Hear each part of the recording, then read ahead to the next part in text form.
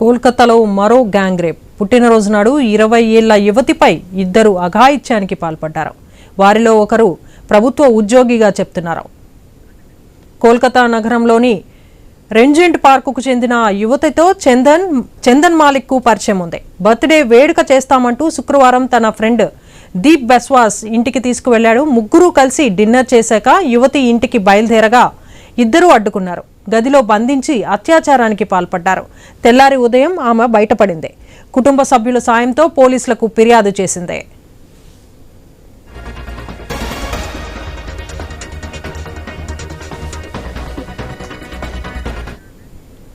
యువతి తప్పించుకొని వెళ్లిపోయిందని తెలియగానే నిందితులు పారిపోయారు.